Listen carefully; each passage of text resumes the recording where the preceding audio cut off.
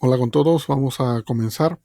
En este capítulo vamos a ver un poco de cómo es para empezar a trabajar con la placa Arduino. Ok, cuando uno adquiere un kit, cuando adquiere un kit o algunos componentes, ¿no? Para trabajar con Arduino, lo principal obviamente es la tarjeta, ¿no? La tarjeta Arduino, ¿no? Con la que se va a trabajar, ¿no? Es la esencia de todo y los componentes con los que vengan, ¿no? Sea sensores, actuadores, complementan el trabajo de Arduino, ¿no? Pero lo principal es la placa. Ok, entonces vamos a describir un poco cuáles son los componentes o de qué está compuesto esta placa Arduino Uno. Para ello, lo primero que notamos es este pequeño chip de acá, ¿no? Vamos a hablar del Arduino Uno en primera instancia. Ok, este chip de acá es un microcontrolador, es un Atmega 328. ¿Ok? Entonces, al ser un microcontrolador, en realidad el Arduino Uno está basado en este microcontrolador Atmega 328. ¿Ok? Entonces podríamos decir que Arduino es una plataforma que se basa en un microcontrolador, ¿no? Para el caso particular del Arduino Uno, en este Atmega 328. ¿Qué significa que esté basado en él? Significa que la placa solamente va a poder hacer lo que este microcontrolador puede hacer. Si este microcontrolador puede sumar, el Arduino podrá sumar. Si este microcontrolador puede restar, el Arduino podrá restar. Si el microcontrolador no puede multiplicar, el Arduino no podrá multiplicar. Estamos restringidos a lo que este microcontrolador pueda hacer, ¿ok? Principalmente. Entonces, para ello conviene entender cómo funciona un microcontrolador, porque en primera instancia el Arduino tendrá ese funcionamiento. Es decir, al estar basado en un microcontrolador, el Arduino funcionará como un microcontrolador funciona. Entonces vamos a describir cómo funciona el microcontrolador. Antes de ello, existen diferentes modelos. En este caso estamos describiendo el Arduino Uno, pero existen diferentes modelos, ¿no? Como el Mega, el Leonardo, los MKR, ¿no? El Nano, el Lillipad, el Yum, entre otros. ¿Ok? Entonces en el mercado podemos encontrar diferentes modelos de Arduino que cada uno tendrá sus propias características. Cuando uno quiere aprender a manejar el Arduino, lo recomendado es el Arduino Uno, ¿no? Porque es una placa bastante común, hay bastante documentación en internet manejando el Arduino Uno. Ahora sí, vamos a ver cómo funciona un microcontrolador de una manera sencilla, ¿no? De una manera bien práctica. ¿Ok? Imaginemos que este es el microcontrolador. ¿Ok? Nosotros vamos a representar al microcontrolador, nosotros vamos a indicarle al microcontrolador qué es lo que va a realizar. Básicamente el microcontrolador lo que va a hacer es, va a recibir información, va a recibir un conjunto de información. El micro recibe información, él analizará, procesará esa información que recibe y luego enviará un resultado. A grosso modo, ese es cómo funciona un microcontrolador. Recibe información, procesa y envía un resultado. Ahora, la pregunta sería, ¿qué tipo de información va a recibir, ¿no? O qué tipo de resultado va a votar, ¿no? O sea, es decir, esta información, ¿cómo es? ¿Qué es la información que recibe? Este resultado, ¿cómo es? ¿Cómo vota o qué valores vota en resultado? ¿Okay? Entonces, básicamente, la información que reciba o el resultado que vaya a votar solamente pueden ser de dos tipos. La primera, una información digital. Al hablar de digital estamos hablando solamente de dos valores, 0 y 1, estrictamente. ¿Ok? Y al hablar de analógico, el otro tipo de información, estamos hablando de un valor entre 0 y 1. Digital solamente los extremos, 0 o 1, y analógico puede ser 0.1, 0.8, 0.75, 0.43, 0.29, etc. Cualquier valor analógico entre 0 y 1 es un valor analógico y cualquier valor de extremo 0 y 1 es un valor digital. Así como este es el tipo de información que puede recibir, también es el tipo de resultado que puede enviar. Para votar un resultado solamente puede votarlo como digital o como analógico, que es un valor variable entre 0 y 1. ¿Ok? Entonces, ¿qué información vamos a recibir? Ceros y unos. O un valor analógico. ¿Y qué resultado vamos a votar? Ceros y unos o un valor analógico. Ahora, ¿quién me va a proporcionar esta información? ¿Qué elemento es el que me va a proporcionar? Porque él recibe la información y él procesa. Nuestro trabajo está acá, en procesar la información. en analizar esa información para tomar un resultado. Pero ¿quién me envía esta información? ¿Quién me provee esta información de acá? Comúnmente son sensores los que nos proveen esta información. Es por eso que cuando ustedes adquieren su kit o adquieren un kit de Arduino para trabajar, les viene con una cantidad de sensores, ¿no? O una cantidad de elementos, componentes que sean capaces de proveerles información.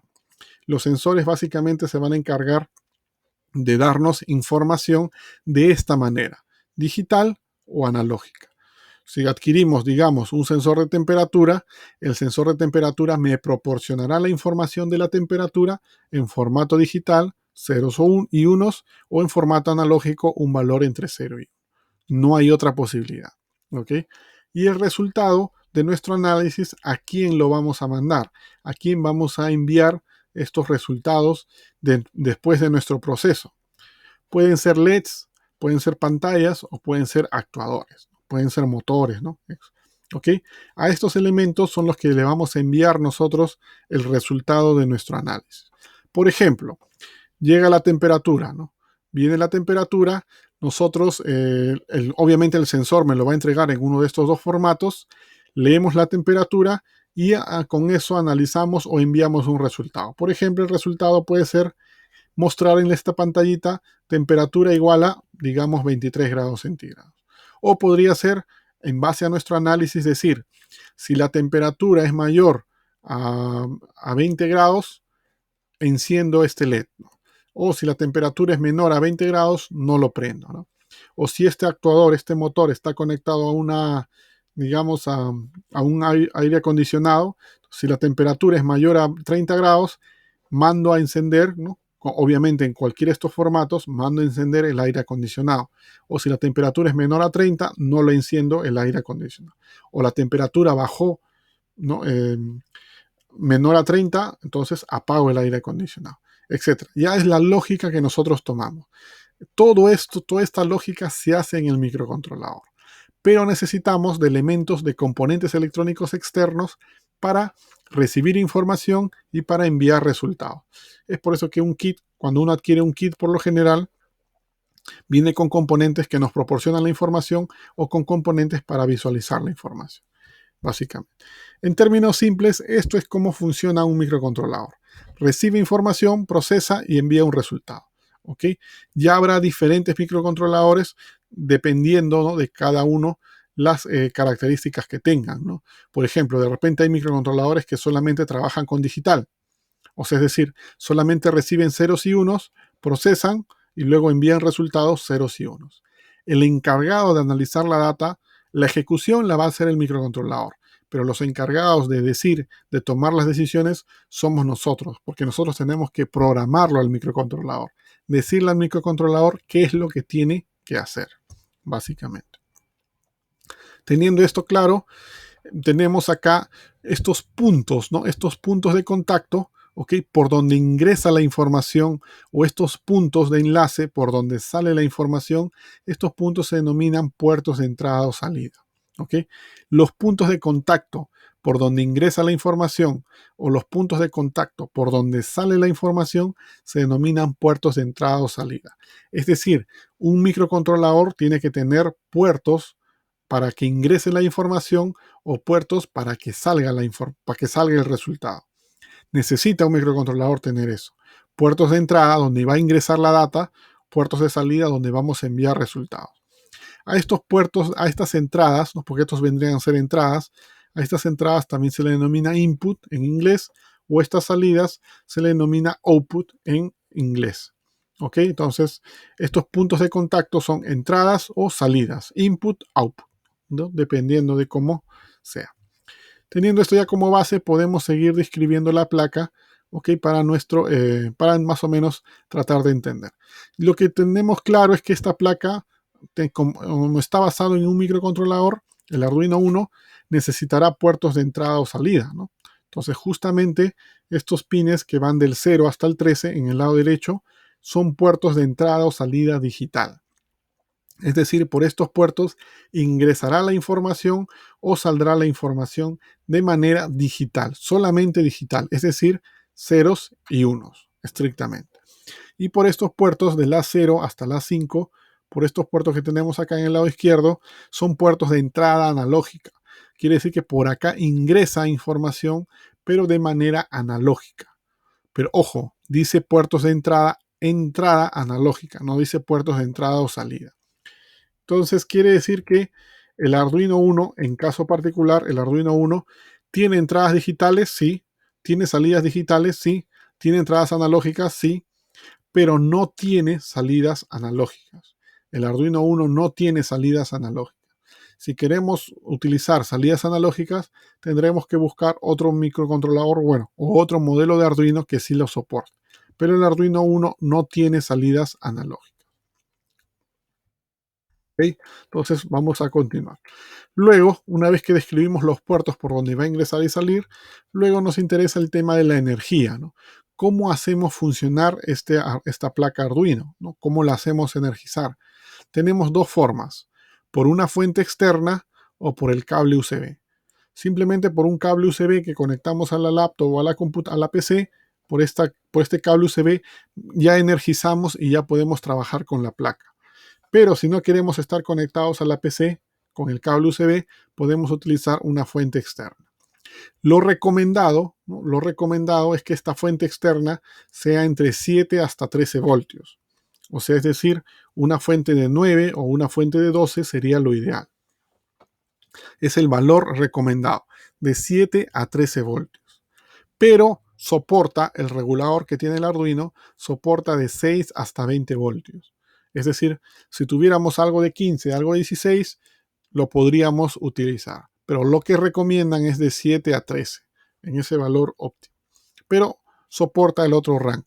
Entonces, como lo repito, con pilas, con baterías, ¿no? de 7, de 9 voltios, de 12 voltios, trabaja sin ningún problema el Arduino Uno.